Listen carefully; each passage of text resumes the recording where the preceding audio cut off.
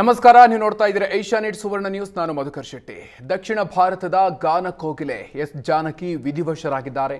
ಮೈಸೂರು ಮಹಾರಾಜ ಮೈದಾನದಲ್ಲಿ ಅಂತಿಮ ದರ್ಶನಕ್ಕೆ ವ್ಯವಸ್ಥೆಯನ್ನ ಮಾಡಲಾಗಿದ್ದು ಸಾಕಷ್ಟು ಸಂಖ್ಯೆಯಲ್ಲಿ ಜನಸಾಗರವೇ ಹರಿದು ಬರ್ತಾ ಇದೆ ಅಂತಿಮ ದರ್ಶನವನ್ನ ಪಡೆಯೋದಕ್ಕಾಗಿ. ಮಧ್ಯಾಹ್ನದವರೆಗೂ ಕೂಡ ಸಾರ್ವಜನಿಕರು ಗಣ್ಯರಿಗೆ ದರ್ಶನಕ್ಕೆ ವ್ಯವಸ್ಥೆಯನ್ನ ಮಾಡಲಾಗಿದೆ. ಗಾನ ಕೋಗಿಲೆಯ ದರ್ಶನಕ್ಕೆ ಸಾವಿರಾರು ಸಂಖ್ಯೆಯಲ್ಲಿ ಜನರು ಹರಿದು ಬರ್ತಾ ಇದ್ದಾರೆ. ಸಕಲ ಸರ್ಕಾರಿ ಗೌರವದೊಂದಿಗೆ ಅಂತಿಮ ನಮನವನ್ನ ಸಲ್ಲಿಸೋದಕ್ಕೆ ಎಲ್ಲ ರೀತಿಯ ಸಿದ್ಧತೆಗಳನ್ನು ಕೂಡ ನಡೆಸಲಾಗಿದೆ. ಕಣಿಯನ ಹುಂಡಿಯಲ್ಲಿ ಅಂತ್ಯಕ್ರಿಯೆಯನ್ನ ನಡೆಸಲಾಗುತ್ತೆ. ದಕ್ಷಿಣ ಭಾರತದ ಖ್ಯಾತ ಗಾಯಕಿ, 48,000ಕ್ಕೂ ಹೆಚ್ಚು ಹಾಡುಗಳನ್ನು ಹಾಡಿರುವಂತಹ ದಿಗ್ಗಜ ಹಾಡುಗಾರ್ತಿ ಭೌತಿಕವಾಗಿ ಇನ್ನು ಮುಂದೆ ನಮ್ಮ ಜೊತೆಗೆ ಇಲ್ಲ. ಇಡೀ ದೇಶಕ್ಕೆ ಈ ಒಂದು ಅಗಲಿಕೆ ಆಘಾತವನ್ನ ನೀಡಿದೆ. ಅವರ ಕೋಟ್ಯಂತರ ಅಭಿಮಾನಿಗಳಿಗೆ ನೋವನ್ನುಂಟು ಮಾಡಿದೆ. ಸಾವಿರಾರು ಸಂಖ್ಯೆಯಲ್ಲಿ ಅವರ ಅಭಿಮಾನಿಗಳು ಅಂತಿಮ ದರ್ಶನಕ್ಕೆ ಆಗಮಿಸ್ತಾ ಇದ್ದಾರೆ. ಇನ್ನು ಇದೀಗ ನಮ್ಮ ಜೊತೆಗೆ ಗಾಯಕಿ ಸುನೀತಾ ಅವರು ಸಂಪರ್ಕದಲ್ಲಿದ್ದಾರೆ. ಸುನೀತಾ ಮೇಡಮ್, ನಮಸ್ತೆ. ಇಡೀ ದೇಶ ಇದೀಗ ಒಂದು ಅಪ್ರತಿಮ ಸಂಗೀತಗಾರ್ತಿಯನ್ನು ಕಳೆದುಕೊಂಡಿದೆ. ಕೋಟ್ಯಂತರ ಅಭಿಮಾನಿಗಳು ನೋವಿನಲ್ಲಿದ್ದಾರೆ. ಈ ಸಂದರ್ಭದಲ್ಲಿ ನೀವು ಅವರ ಜೊತೆಗಿನ ನಿಮ್ಮ ಒಡನಾಟವನ್ನು ನಮ್ಮ ಜೊತೆ ಹಂಚಿಕೊಳ್ಳೋದಾದರೆ ಮೇಡಮ್.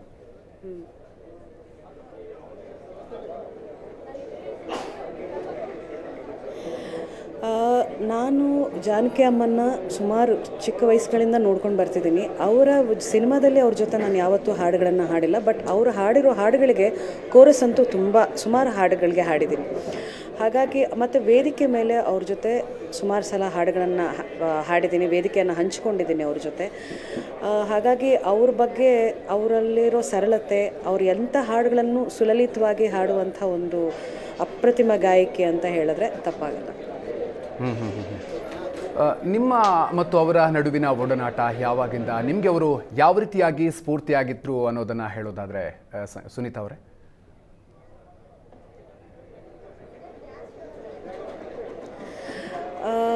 ನನಗೆ ಸ್ಫೂರ್ತಿ ಅವರ ಎಲ್ಲ ಹಾಡುಗಳನ್ನು, ಅವರ ಎಲ್ಲ ರೀತಿಯ ಜಾನ್ರ್ಗಳನ್ನು ಹಾಡ್ತಾಯಿದ್ರು. ಭಾವಗೀತೆ ಆಗಿರ್ಬೋದು, ಪೆಪ್ಪಿ ನಂಬರ್ಸ್ ಆಗಿರ್ಬೋದು, ರೊಮ್ಯಾಂಟಿಕ್ ಸಾಂಗ್ಸ್ ಆಗಿರ್ಬೋದು, ಎಲ್ಲ ರೀತಿಯ ಹಾಡುಗಳನ್ನು, ಆ ಹಾಡುಗಳಿಗೆ ಏನು ಬೇಕು ಅದನ್ನು ಅರ್ಥಪೂರ್ಣವಾಗಿ ಹಾಡುವಂಥ ಪರಿಪೂರ್ಣ ಗಾಯಕಿ. ಅವರ ಹಾಡುಗಳನ್ನೇ ನಾವು ಆರ್ಕೆಸ್ಟ್ರಾದಲ್ಲಿ ಹಾಡಿ ಹಾಡಿ ಹಾಡಿ ಈ ಮಟ್ಟ ಒಂದು ಗಾಯಕಿಯ ಒಂದು ಪಟ್ಟಕ್ಕೆ ನಾವು ಬಂದಿದ್ದು ಅಂತ ಹೇಳಿದ್ರೆ ತಪ್ಪಾಗಲ್ಲ.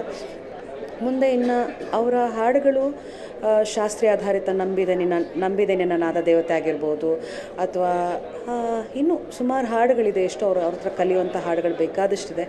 ಆ ಥರ ನಾವು ಆ ಹಾಡುಗಳನ್ನು ಕೇಳಿ ಕಲಿತು ಗಾಯಕಿಯಾಗಿದ್ದು.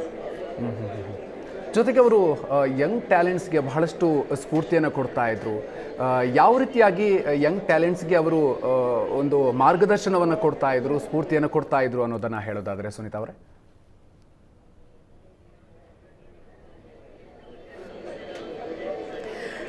ನಮ್ಮಂಥ ಗುರುಗಳಿಗೆ ಅವರು ಒಂದು ಏಕಲವ್ಯ ಥರನೇ. ಯಾಕೆಂದರೆ ಅವರ ಹಾಡುಗಳನ್ನು ಕೇಳೇ ನಾವು ಸುಮಾರು ಕಲ್ತಿರೋದು. ಎಲ್ಲ ಹಾಡುಗಳು ಯಾವ ಥರ, ಒಂದು ಹಾಡುಗಳನ್ನು ಯಾವ ಥರ ಹಾಡಬೇಕು, ಯಾವ ಥರ ಯುವ ಪೀಳಿಗೆಗೆ ಅವ್ರು ಹೇಳ್ತಾ ಇದ್ದಿದ್ದೊಂದೇ, ಪ್ರಾಕ್ಟೀಸ್ ಮಾಡಿ, ತಾಳ್ಮೆ ಇರಲಿ, ಶ್ರದ್ಧೆ ಇರಲಿ, ಒಂದು ಗಾಯನದ ಮೇಲೆ ಶ್ರದ್ಧೆ ಇರಲಿ ಅಂತ ಅವರು ಹೇಳ್ತಾ ಇದ್ದ ಮಾತುಗಳಷ್ಟೇ ಎಲ್ಲ ಯುವ ಪೀಳಿಗೆಗೆ. ಮತ್ತು ಅವ್ರು ಯಾವತ್ತೂ ಹೇಳ್ತಿದ್ದು, ನಾನೇನು ಶಾಸ್ತ್ರೀಯ ಸಂಗೀತ ಕಲಿತಿಲ್ಲ, ಬಟ್ ಶಾಸ್ತ್ರೀಯ ಸಂಗೀತವನ್ನು ಚೆನ್ನಾಗಿ ಅಭ್ಯಾಸ ಮಾಡಿ ಅಂತ ಹೇಳ್ತಾಯಿದ್ರು.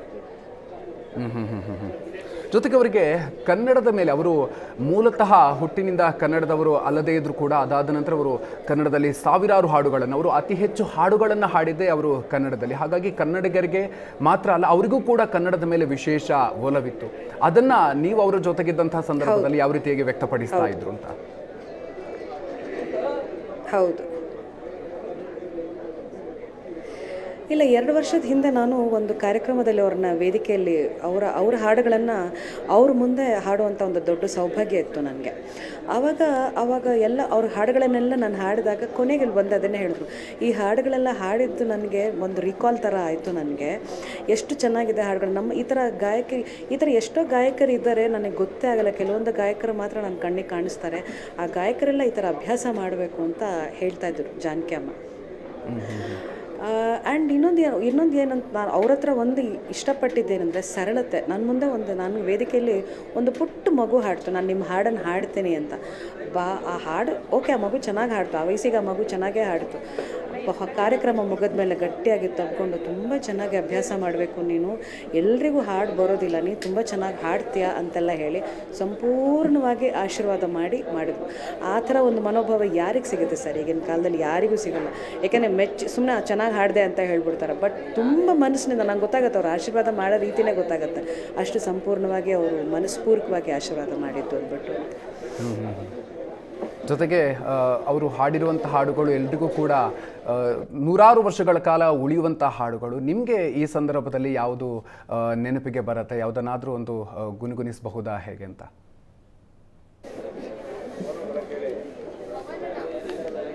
ಹೇಳಿದ್ನಲ್ಲ, ಎಷ್ಟೋ ಹಾಡುಗಳಿದೆ. ನಾನು ಅವ್ರ ಹಾಡುಗಳನ್ನು ಕಲಿತೆ ಎಲ್ಲ ನನ್ನ ಲೆಕ್ಕದಲ್ಲಿ ಎಲ್ಲ ಗಾಯಕರು ಅವ್ರ ಹಾಡುಗಳನ್ನು ಕೇಳೇ ಕಲ್ತಿರೋದು ಅನಿಸುತ್ತೆ.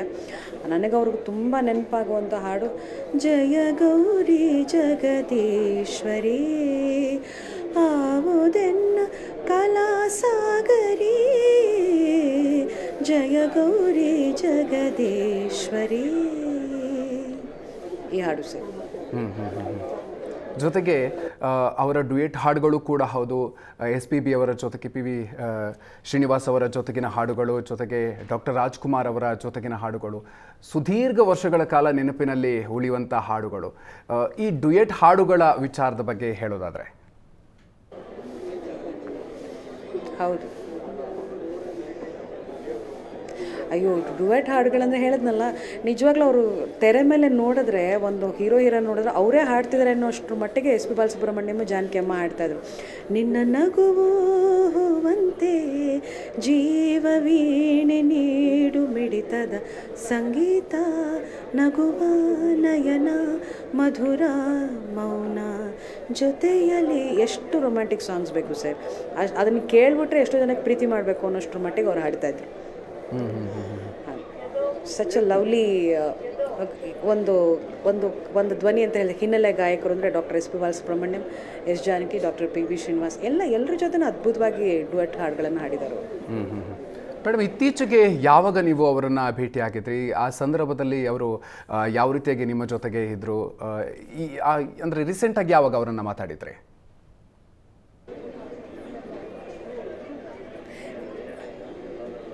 ಸರ್, 2 ವರ್ಷದ ಹಿಂದೆ ಸರ್, 2-2.5 ವರ್ಷದ ಹಿಂದೆ ನಾನು ಒಂದು ಕಾರ್ಯಕ್ರಮದಲ್ಲಿ ಅವರನ್ನು ಭೇಟಿ ಮಾಡಿದ್ದು. ಅವರ ಹಾಡುಗಳನ್ನು ಅವ್ರ ಮುಂದೆ ಹಾಡುವಂಥ ಒಂದು ಅದೇ ಫಿಲ್ಮ್ ಹಾಡುಗಳು, ಭಾವಗೀತೆಗಳು, ದೀಪವನಿನದ ಅದೆಲ್ಲ ಅವ್ರ ಮುಂದೆನೇ ಹಾಡಿದ ಹಾಡುಗಳು. ಆಗ ಕಾರ್ಯಕ್ರಮ ಮುಗಿದ ಮೇಲೆ ಬಂದು ಬಹಳ ಆತ್ಮೀಯವಾಗಿ ತುಂಬ ಚೆನ್ನಾಗಿ ಹಾಡಿದೆ, ನಾನು ಎಲ್ಲ ಹಾಡುಗಳನ್ನು ನೀನು ಇಷ್ಟು ಚೆನ್ನಾಗಿ ಹಾಡ್ತೀಯಾ ನಂಗೆ ಗೊತ್ತಿತ್ತು, ಬಟ್ ನನಗೆಲ್ಲ ರೀಕಾಲ್ ಆಯಿತು ನನಗೆ ನೀನು ಹಾಡಿದ ಹಾಡುಗಳನ್ನೆಲ್ಲ ಅಂತ ಹೇಳಿ ಬಹಳ ಪ್ರೀತಿಯಾಗಿ ಇವತ್ತು ನಾನು ಫೇಸ್ಬುಕ್ಕಲ್ಲಿ ಹಾಕಿದ್ದೀನಿ ಆ ಫೋಟೋನ. ಅದೇ ಅವ್ರ ಜೊತೆ ನಾನು ಕಡೆದಾಗಿ ತೆಗೆಸ್ಕೊಂಡಂಥ ಫೋಟೋ 2.5 ವರ್ಷದ ಹಿಂದೆ. ಅದಾದಮೇಲೆ ಅವ್ರನ್ನ ಭೇಟಿ ಮಾಡಿದ್ದು ಅದಕ್ಕೂ ಮುಂಚೆ ಭೇಟಿ ಮಾಡಿದ್ದು TVS ಸಾರೆಗಮ ಅಂತ ಒಂದು ಹಿಂದಿ ಶೋ ಬರ್ತಿತ್ತು ಹಿಂದಿಯಲ್ಲಿ. ಆವಾಗ ನಾನು ಸ್ಪರ್ಧೆಯಾಗಿದ್ದಾಗ ಅಂತಿಮ ತೀರ್ಪುಗಾರರಾಗಿ ಅವ್ರು ಬಂದಿದ್ದರು, ಬಾಂಬೆಗೆ ಬಂದರು. ಅವರು OP ನಾಯರು, ಬಪ್ಪಿ ಲಹರಿ ಅಂಡೆ, ಪಂಡಿತ್ ವಿಶ್ವಮೋಹನ್ ಭಟ್. ಆವಾಗ ಅವರನ್ನು ನಾನು ಕನ್ನಡದ ಗಾಯಕಿ ಅಂತ ಗೊತ್ತಾಗಿದ್ದೆ ಅವ್ರಿಗಲ್ಲಿ ಅವತ್ತು. ನಂತರದಲ್ಲಿ ಬಾಂಬೆಗೆ ಬಂದು ಹಾಡ್ತಾ ಇದೆಯಾ, ಕಾಂಪಿಟೇಷನ್ ಮಾಡ್ತಿದ್ಯಾ ಅಂತೆಲ್ಲ ಹೇಳಿ ತುಂಬ ಪ್ರೀತಿಯಾಗಿ ಮಾತಾಡಿಸಿ ನಂತರದಲ್ಲಿ ನನ್ನ ಹೆಸರು ನೆನಪಿಟ್ಕೊಂಡಿದ್ರು. ಸುನೀತಾ ಅಲ್ವಾ, ಎಲ್ಲೇ ಸಿಗರು ಸುನೀತಾ ಅಲ್ವಾ ನೀನು ಅಂತ. ಜೊತೆಗೆ ಆ್ಯಂಡ್ ಸರಳತೆ ಸರ್. ಇವತ್ತು ಹೇಳಿದ್ನಲ್ಲ, ಒಂದು ವಾರ ಮುಗೀತು ಸಂಗೀತ ಲೋಕದ್ದು. ಒಂದು ಡಾಕ್ಟರ್ SP ಬಾಲಸುಬ್ರಹ್ಮಣ್ಯಂ ಹೋದಾಗ ಅರ್ಧ ಇದಾಯಿತು. ಇವತ್ತು ಅವರು ಹೋಗಿದ್ದು. ಬಟ್ ನಮಗೆ ಹಾಡುಗಳಿರೋ ತನಕ ಅವ್ರು ಚಿರಂಜೀವಿ ಸರ್, ಅಷ್ಟು ಮಾತ್ರ ಹೇಳಬಲ್ಲ ನಾವು. ನಿಜ ಖಂಡಿತ ಹೌದು. ಜೊತೆಗೆ ಎಲ್ಲರೂ ಕೂಡ ಅವರನ್ನು ನೆನಪಿಸಿಕೊಳ್ಳೋದು ಅವರ ಧ್ವನಿಯಲ್ಲಿ ಇದ್ದಂಥ ಆ ಒಂದು ಮಾಂತ್ರಿಕತೆಯ ಬಗ್ಗೆ. ಯಾಕಂತಂದರೆ ಅವರ ಮಾಡ್ಯುಲೇಷನ್ ಕ್ವೀನ್ ಅಂತಲೇ ಅವರನ್ನು ಹೇಳ್ತಾರೆ.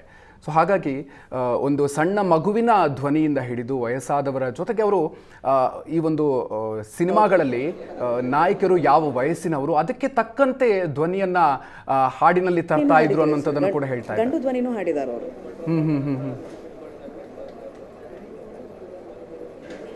ಹೇಳಿ ಮೇಡಮ್. ಹೌದು ಅದೇ ಹೇಳಿದ್ನಲ್ಲ, ಅವ್ರಿಗೆ ಒಂದು ಯಾವುದೇ ಹೀರೋಯಿನ್ಗೂ ಅವ್ರ ವಾಯ್ಸ್ ಸೂಟ್ ಆಗ್ತಾಯಿತ್ತು. ಮತ್ತು ಹೇಳಿದಾಗ ಅವರು ಗಂಡು ಧ್ವನಿನೂ ಹಾಡಿದ್ದಾರೆ. ತಮಿಳಲ್ಲಿ ಒಂದು ಹಾಡು ಗಂಡು ಧ್ವನಿಯಾಗಿಯೂ ಹಾಡಿದ್ದಾರೆ, ಚಿಕ್ಕ ಮಕ್ಕಳ ಥರ ಹಾಡಿದ್ದಾರೆ. ನಾನು ಅದಕ್ಕೆ ಹೇಳಿದ್ದು, ಒಂಥರ ಏಕಲವ್ಯ ಇದ್ದಾಗ ಇಂದಿನ ಗಾಯಕರಿಗೆ ಅವ್ರ ಜೊತೆ ಕೂತು ಕಲಿಬೇಕಾಗಿದ್ದಿಲ್ಲ. ಅವ್ರ ಹಾಡುಗಳನ್ನು ಕೇಳಿಬಿಟ್ರೆ ಒಂದು 10 ಹಾಡು 10-12 ಹಾಡು ಬಹಳ ಹಾಡುಗಳನ್ನು, ಶ್ರಮವಾದ ಹಾಡುಗಳನ್ನು ಕಲ್ತುಬಿಟ್ರೆ they'll be a good singer. Perfect ಅನ್ನೋದಕ್ಕಿಂತ ಗುಡ್ ಸಿಂಗರ್ ಆಗ್ತಾರೆ ಅಂತ ಹೇಳ್ಬೋದು ಅಷ್ಟೆ. ಓಕೆ, ಧನ್ಯವಾದ ಸುನೀತಾ ಮೇಡಮ್. ಏಷ್ಯಾನೆಟ್ ಸುವರ್ಣ ನ್ಯೂಸ್ ಜೊತೆ ಮಾತಾಡಿದ್ರಿ.